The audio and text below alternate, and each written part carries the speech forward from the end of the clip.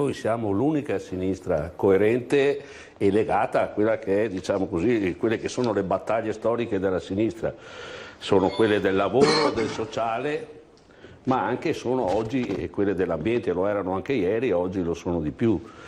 Per me quel titolo di oggi è perfetto, nel senso che noi andiamo a votare in un quadro in cui le contraddizioni della nostra epoca, le contraddizioni di questo modello di sviluppo si dispiegano nel modo più, come dire, lineare e visibile possibile.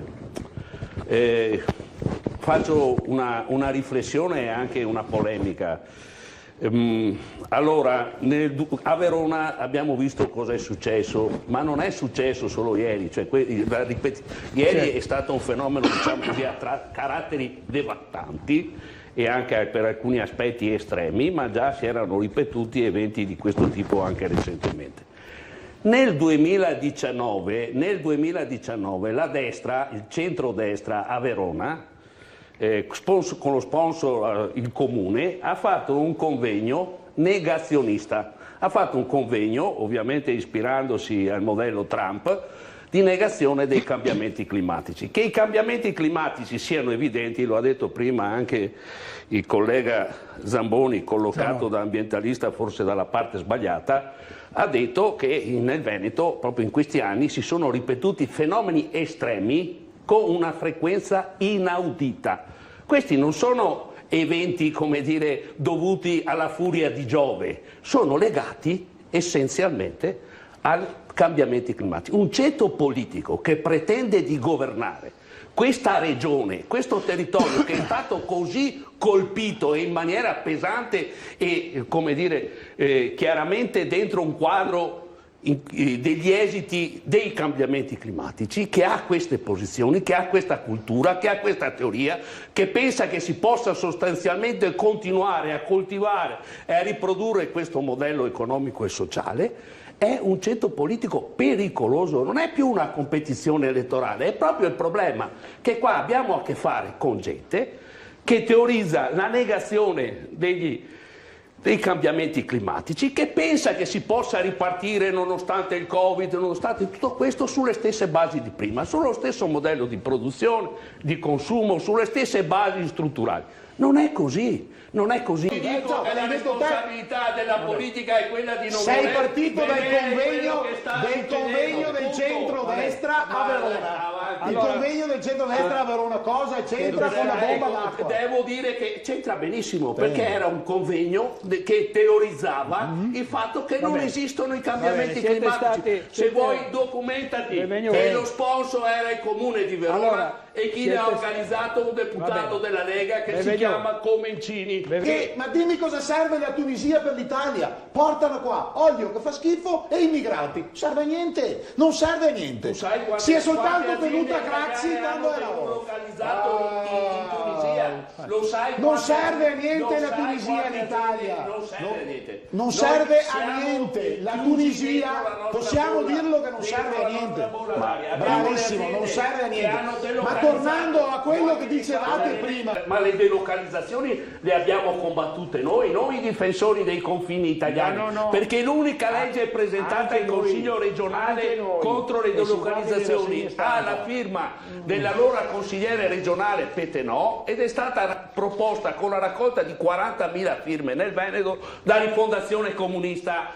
È chiaro? Se qualcuno pensa che questo non sia vero, si può documentare con gli atti legislativi della legislazione dal 2010 al 2015 nel Veneto. Tanto per essere chiaro, perché qua siamo bravissimi a difendere i confini, però le fabbriche ne abbiamo lasciate delocalizzare a migliaia. Il punto è semplicemente questo, perché vede, non solo sono i giovani intelligenti, i ricercatori che se ne vanno all'estero, la cosa mi riguarda anche direttamente, ma non è questo il punto,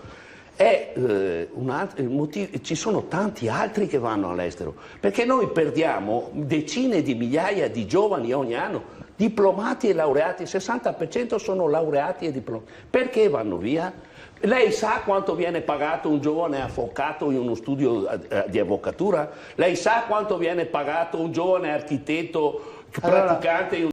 Questi giovani sì, che si propongano alle aziende, si propongano anche come ricercatori di un certo livello agli istituti di ricerca, si propongano agli studi professionali, quello che è certo ma se è che uno offre un lavoro un salario di miseria, perché c'è una logica di sfruttamento sistemica. Perché perché si vuole pagare la gente sempre meno per guadagnare sempre di più. Allora, lei si ricorda quei 2 ragazzi che sono morti a Londra? Sì, Quelli 2 là perché erano andati via? Guardi, non lo dico io, l'hanno detto i loro genitori, perché prendevano 4 lire negli ambienti professionali dove lavoravano.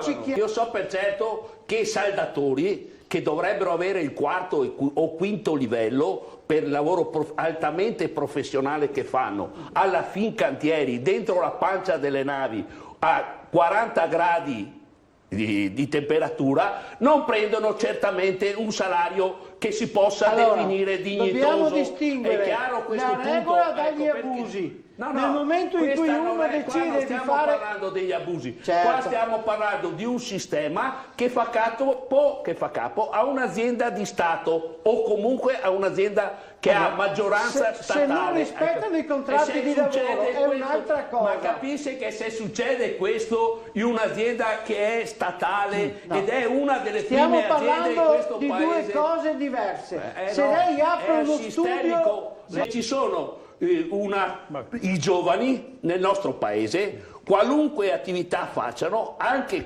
attività non come dire la raccolta dei pomodori nella campagna, ma anche attività qualificate, quindi legate a livelli di conoscenza importanti, sono pagati una pipa di tabacco. Allora, il 20%, adesso le do un dato dell'ufficio statistico regionale, non di Rifondazione Comunista, ok? Quello della regione, del governatore cosiddetto Luca Zaia. Nel 2018 il 20% della popolazione veneta ballava tra la soglia della povertà relativa e la soglia della povertà assoluta. Non erano non sono sfaticati, sono persone che lavorano. Questo è. Allora, sono persone che lavorano, vuol dire che hanno contratti a 5 euro all'ora, vuol dire che hanno contratti saltuari, vuol dire che lavorano in lavori precari. Questa è la verità. Da qua non vanno via, a te non ti risulta. Io non sono andato via, i tanti miei amici stanno lavorando non e ti non risulta vanno che via. Vadano via, no? Vanno a fare anche i camerieri a Londra, hai capito? Vanno all'estero perché li pagano di più, così come i medici vanno in Germania perché li pagano di più. Io sono un cittadino del mondo, guardo al mondo, sai perché? Perché se adesso guardi solo al Veneto, vuol dire che non hai capito che sei un mondo che è unico e che il Veneto non è una regione separata dal resto del mondo. Possiamo dire che il Veneto è più figo degli altri? Vabbè. Il figo perché? Perché è più inquinato, perché ha più consumo di suolo, perché ha i salari più bassi.